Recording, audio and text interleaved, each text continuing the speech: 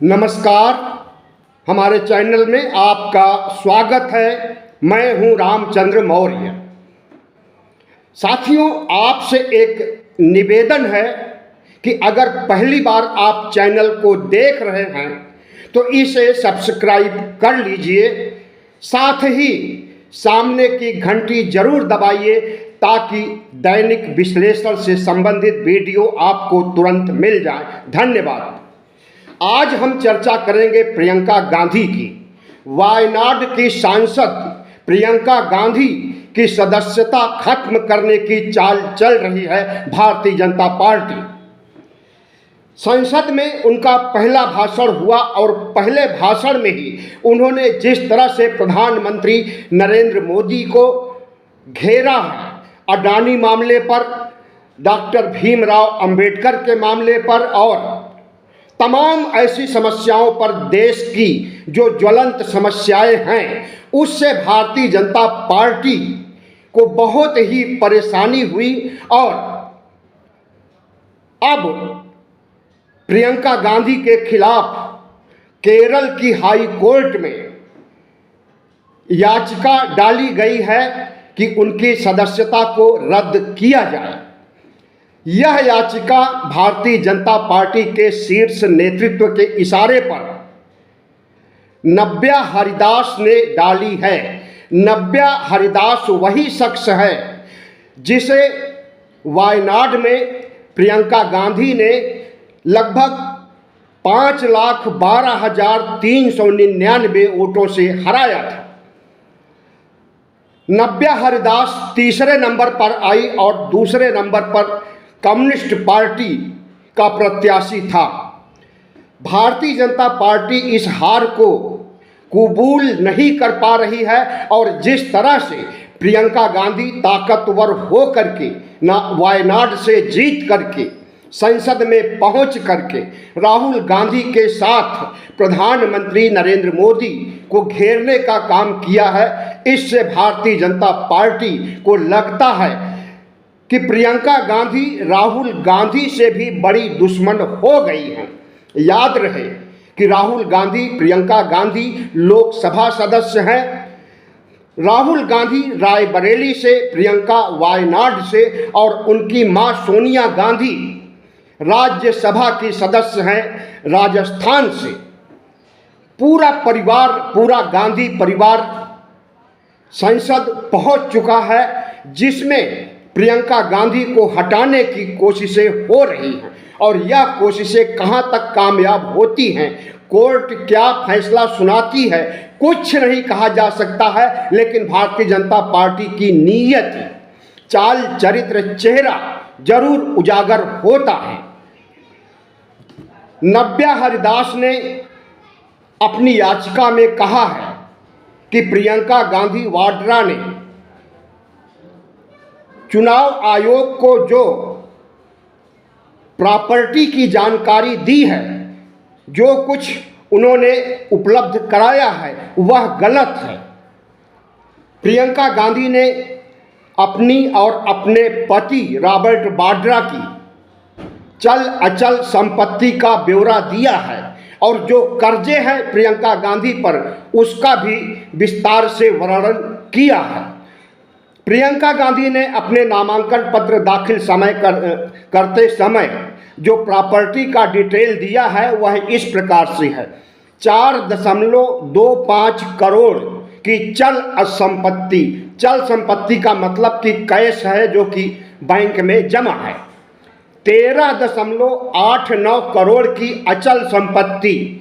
अचल संपत्ति में वह प्रॉपर्टी आती है जो घर या जमीन के रूप में होती है।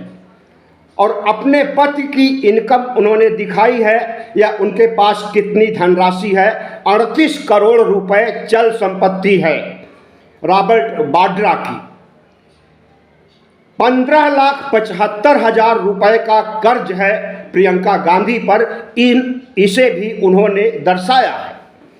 प्रियंका गांधी एक ऐसी नेता है, महिला नेता है, जो कि लोकसभा में सबसे ताकतवर, सबसे प्रखर वक्ता के रूप में जानी जाती है। उनका सौम्यशील भाषण उत्तेजक नहीं होता, बल्कि हंसते मुस्कुराते हुए जिस तरह से वह सरकार की बखिया उधेड़ने का काम करती हैं, उसका नज़ारा देख लिया गया। पहले ही भाषण में राहुल गांधी से ज़्यादा प्रभावशाली भाषण होता है प्रियंका गांधी का। राहुल गांधी अपने भाषण के दौरान उत्तेजित हो जाते हैं, क्रोधित हो जाते हैं, लेकिन प्रियंका गांधी के चेहरे पर सिकन भी नहीं आती है और वह हंसते मुस्कुराते हुए, तंज कसते हुए जिस तरह से तथ्यों को रखती हैं, उससे हमें लगता है कि वायनाड की जनता अच्छी तरह से वाकिफ होगी और अब पूरे देश की जनता समझ जाएगी उनके तमाम भाषणों से। प्रियंका गांधी 1984 से राजनीति में आई हैं। उस समय वह अपने पिता राजीव गांधी का चुनाव प्रचार करने के लिए पिता के साथ जाया करती हैं और उस समय के तमाम किस्से, कहानियां और हकीकत को उन्होंने अपने कई भाषणों में बताया है। उनके पिता राजीव गांधी की हत्या जिस तरह से हुई थी और जिस तरह से उनके शरीर के टुकड़े टुकड़े चिथड़े हो गए थे, उसका भी वह विस्तार से वर्णन करती है और कहती हैं कि हमारे परिवार ने इस देश के लिए शहादत दी है, भारत की माटी में अपने खून को शामिल किया है। और हमारे परिवार पर प्रधानमंत्री नरेंद्र मोदी परिवारवाद का आरोप लगाते हैं और जिस तरह से घेरते हैं, जिस तरह से नेहरू से लेकर के राहुल गांधी तक को कटघरे में खड़ा करते हैं और जिस तरह से लानत मलानत करते हैं, वह दुर्भाग्यपूर्ण है। प्रियंका गांधी 52 साल की हैं। 1972 में इनका जन्म हुआ और राहुल से 2 साल छोटी हैं। प्रियंका गांधी एक ऐसी शख्सियत हैं जो कि आज देश की समस्त महिला नेत्रियों में से, महिला नेताओं में से प्रमुख हैं। प्रियंका गांधी एक ऐसी नेता हैं जिन्होंने उत्तर प्रदेश के चुनाव 2022 में लड़की हूं तो लड़ सकती हूं का नारा बुलंद किया था। हालांकि उस समय कांग्रेस की स्थिति उत्तर प्रदेश में ठीक नहीं थी, लेकिन अपने लिए उर्वर भूमि बनाने का जो काम 2022 में प्रियंका गांधी ने किया था, उसे पूरे देश ने देखा था और उसका फायदा 2024 के लोकसभा चुनाव में मिला और कांग्रेस को 6 सीटें मिली थी। 37 सीटें अखिलेश यादव को मिली थी और भारतीय जनता पार्टी को बड़ी टक्कर देने का काम किया था। और उत्तर प्रदेश में भारतीय जनता पार्टी की हुई हार की वजह से बैसाखियों वाली सरकार बनी। तो बैसाखियों वाली सरकार बनाने में राहुल गांधी का जितना हाथ है, कम से कम हम समझते हैं कि राहुल गांधी से ज़्यादा प्रियंका गांधी का हाथ है, क्योंकि वह जिस तरह से पूरे देश में घूम घूम करके चुनाव प्रचार की थी और वायनाड से बड़ी जीत, सबसे बड़ी जीत 2024 के लोकसभा चुनाव में उन्होंने हासिल किया। और संसद में जिस तरह से दहाड़ रही है, इधर राहुल गांधी अडानी को लेकर के और तमाम समस्याओं को लेकर के, और प्रियंका गांधी भी इन्हीं समस्याओं को लेकर के दहाड़ रही हैं और यह चीज़ भारतीय जनता पार्टी पचा नहीं पा रही है।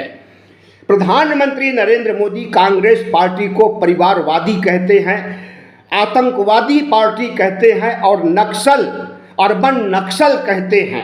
अर्बन नक्सल की नई परिभाषा प्रधानमंत्री नरेंद्र मोदी ने विकसित किया है और इस परिभाषा के तहत राहुल गांधी, प्रियंका गांधी, सोनिया गांधी को आतंकवादी ठहराने का काम आए दिन करते हैं।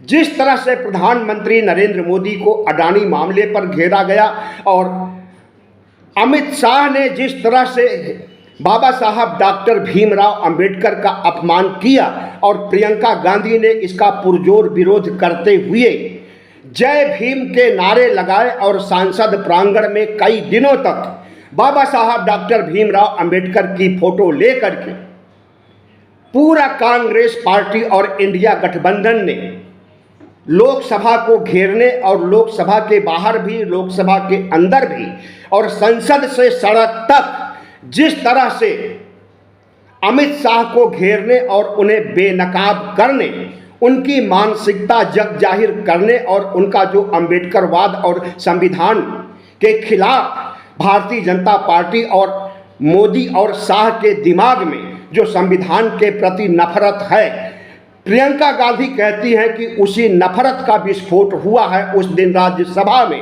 जब अमित शाह ने डॉक्टर भीमराव अंबेडकर को अपमानित करने का काम किया था। अब सवाल उठता है कि प्रियंका गांधी से, एक महिला से भारतीय जनता पार्टी और आरएसएस डर गया है और जिस तरह से प्रियंका गांधी संसद भवन में भाषण के दौरान छाई रही है और जिस तरह से उन्होंने अडानी मामले को लेकर के और तमाम देश की समस्याओं को लेकर के प्रधानमंत्री नरेंद्र मोदी को घेरने का काम किया है, हम समझते हैं कि उसे भारतीय जनता पार्टी पचा नहीं पा रही है और भारतीय जनता पार्टी ठीक उसी तरह से प्रियंका गांधी को की सदस्यता खत्म करवाना चाहती थी जैसे पिछले लोकसभा चुनाव में सांसद राहुल गांधी की सदस्यता खत्म करवाई गई थी और फिर से सुप्रीम कोर्ट के कहने पर सदस्यता बहाल कराई गई। ठीक उसी तर्ज पर प्रधानमंत्री नरेंद्र मोदी के इशारे पर अगर नव्या हरिदास केरल हाई कोर्ट में याचिका दायर करके राहुल गांधी, प्रियंका गांधी, सोनिया गांधी को घेरने का काम कर रहे हैं और चाहते हैं भारतीय जनता पार्टी के लोग कि इससे प्रियंका गांधी झुक जाएंगी, डर जाएंगी, लेकिन ऐसा कुछ भी नहीं होगा। राहुल गांधी ने भारत जोड़ो यात्रा के दौरान ही जो सबसे बड़ा नारा दिया था, डरो मत, नफरत के बाजार में मोहब्बत की दुकान खोलो। हम समझते हैं कि प्रियंका गांधी डरने वाली नहीं है और वह मुकदमा जो दायर किया गया है हाई कोर्ट में उसे अच्छी तरह से जीत लेंगी और साबित कर देंगी अपनी प्रॉपर्टी जो उन्होंने जो उन्होंने चुनाव आयोग को जानकारी दी थी। सवाल उठता है कि भारतीय जनता पार्टी एक महिला से डर गई। गांधी नेहरू परिवार की एक महिला से उन्हें डर इसलिए लग रहा है कि कहा जाता है कि प्रियंका गांधी में अपनी दादी इंदिरा गांधी की छवि लोग देख रहे हैं और इंदिरा गांधी की तर्ज पर हंसते मुस्कुराते हुए तंज कसना भाषण देना, प्रधानमंत्री नरेंद्र मोदी को घेरना जब इन्होंने शुरू कर दिया है तो इन्हें लगता है कि राहुल गांधी और प्रियंका गांधी जिस तरह से भारतीय जनता पार्टी और आरएसएस के चाल चरित्र चेहरे को उजागर कर रहे हैं, अगर इनके भाषणों के आधार पर देखा जाए तो भारतीय जनता पार्टी को बहुत क्षति पहुंच चुकी है और बहुत क्षति पहुंचने वाली है। अब देखना है कि प्रियंका गांधी का मोरल, उनका आत्मविश्वास डिगता है या पहले से दोगुना होकर के निखरती हैं प्रियंका गांधी। बहुत बहुत धन्यवाद। हमारे चैनल को सब्सक्राइब कीजिएगा, लाइक कीजिएगा और शेयर कीजिएगा।